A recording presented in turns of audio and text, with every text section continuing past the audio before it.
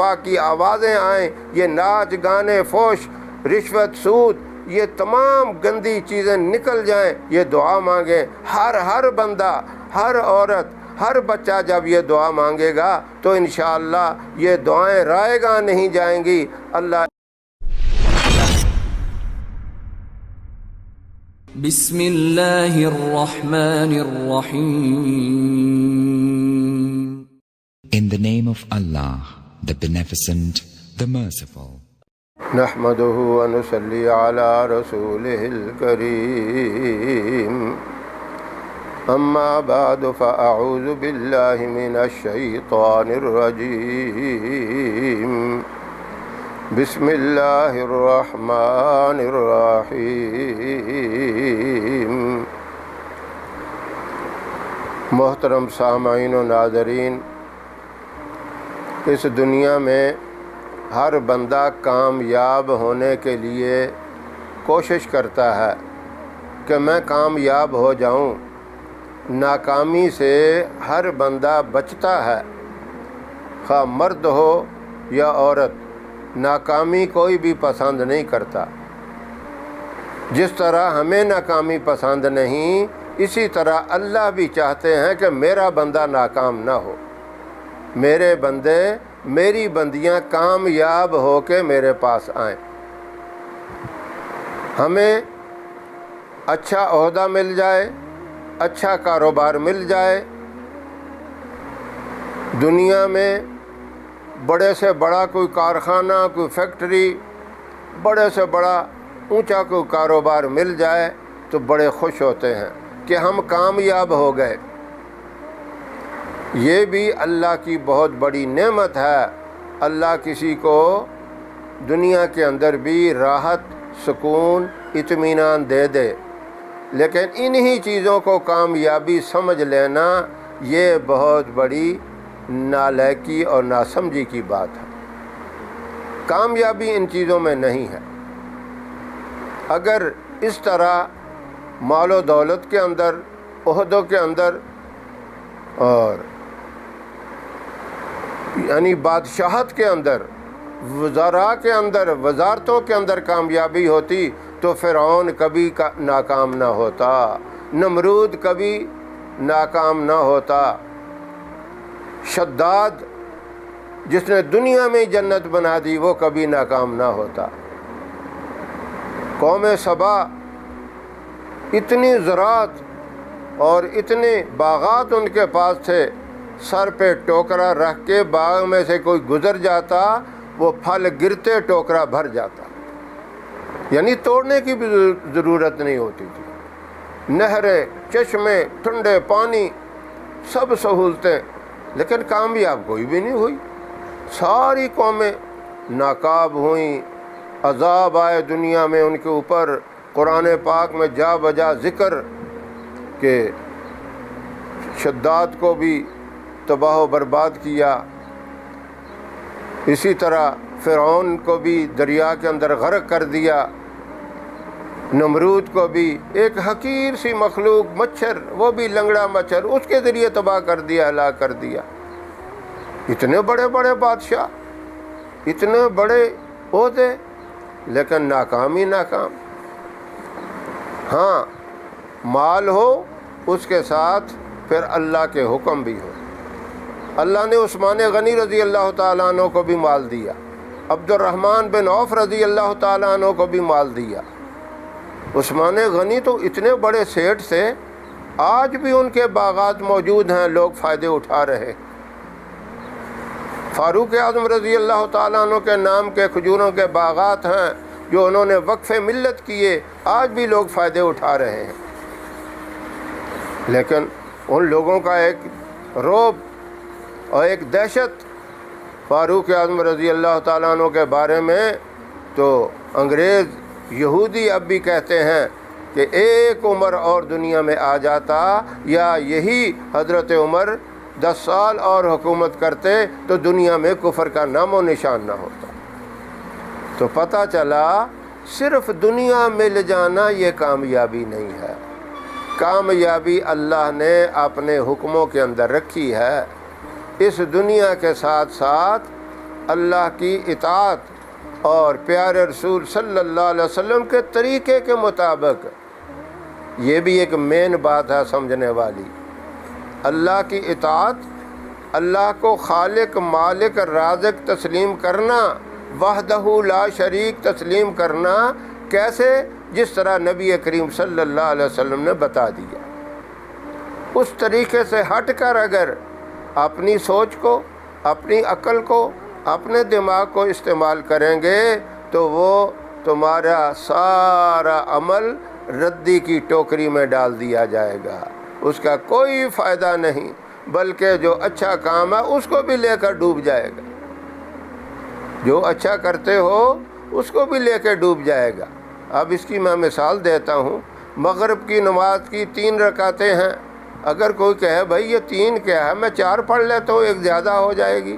اس میں دیکھو زیادہ کریں گے سجدہ زیادہ ہوگا، سبحان ربی الاعلیٰ، اللہ کی عظمت، اللہ کی بڑائی زیادہ ہو جائے گی.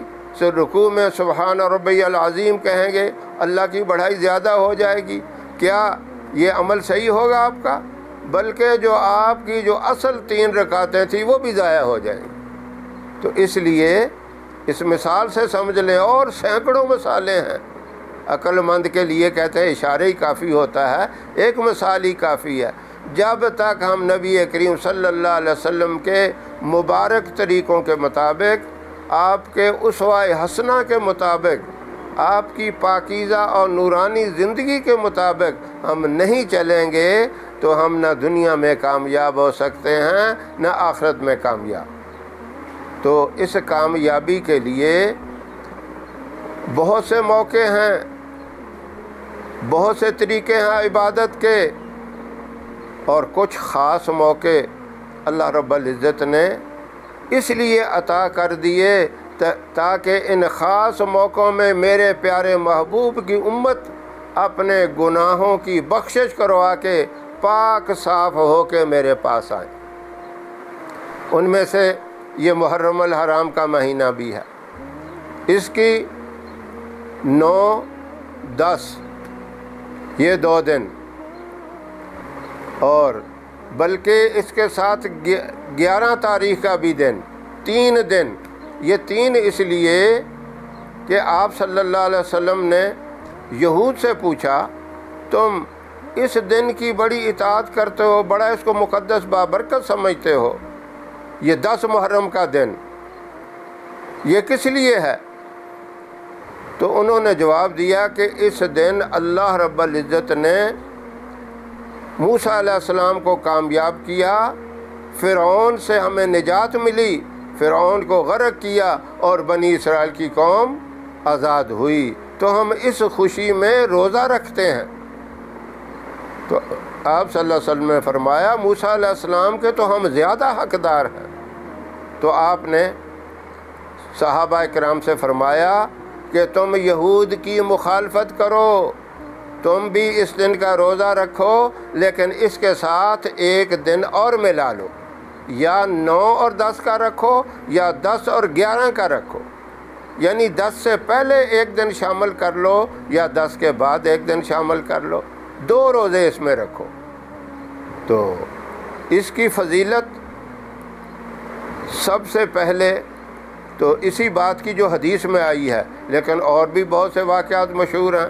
جیسے نوح علیہ السلام کی کشتی پہاڑی جوتی پہاڑی کے اوپر آ کے رکی، وہاں جب رکی تو وہ بھی 10 محرم کا دن تھا، اور جب قیامت برپا ہوگی وہ بھی 10 محرم کا دن ہوگا.